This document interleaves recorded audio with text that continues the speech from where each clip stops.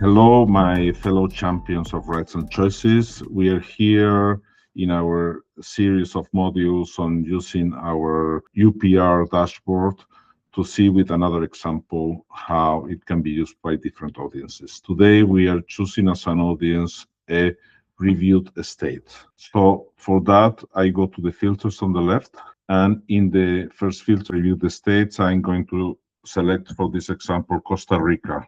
So I select Costa Rica, and then as you see on the right side, all the data has been updated. So why a reviewed estate would like to have access to the dashboard?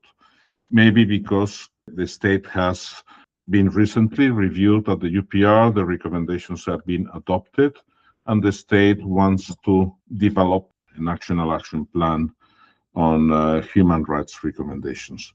So this dashboard, for instance, if we go to sub-themes, will give us an indication of the areas where more recommendations have been received. No? So we have the main bulk of recommendations on gender-based violence, 101 supported recommendations, and actually with a high level of acceptance.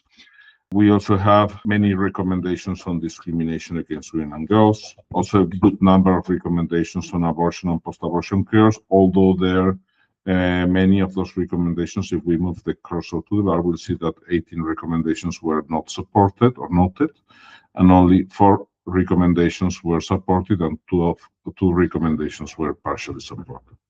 So with all this information, the state, when they look at national implementation, they can decide how they are going to address these issues in their national plan. Let's also imagine for a moment that they are developing also a national strategy on adolescent health and prevention of teenage pregnancy. So now we will go back to the filters, the filter on sub-themes, and we will select a filter 1.5 on comprehensive sexuality education and 1.6 on adolescent pregnancy and sexual and reproductive health. So when we do that, our information is going to be updated again. It's going to be updated in relation to those two filters. We get to a total of 8 recommendations dealing with that issue, the issue of sexuality education and adolescent sexual and reproductive health, including prevention of teenage pregnancy. So what Costa Rica could do then is go to the tab on the text of the recommendations, where they can read precisely what states are recommending to Costa Rica on the topic. And also, for instance, we will see that France is recommending ensuring that women and girls have access to health services, including sexual and reproductive health services. And Luxembourg is calling for the decriminalization of abortion in cases of rape, incest, pregnancy in minors, or malformations incompatible with extrauterine life.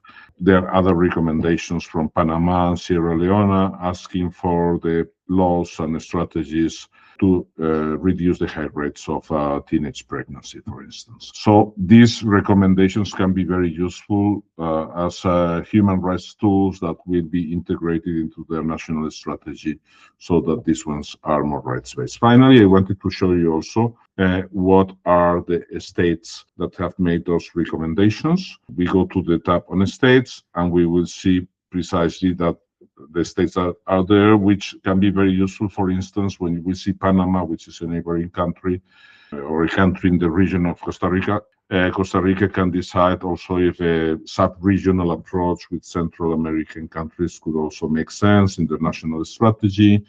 They can see a spot here, donor countries like Netherlands, Luxembourg, France, or Australia, which eventually can be approached to find out if they are in a position to match their recommendations with additional development cooperation support in those areas. So I leave it there, hoping that the example was useful. And once again, I want to invite you to subscribe to our YouTube channel for more modules on this topic. Thank you very much.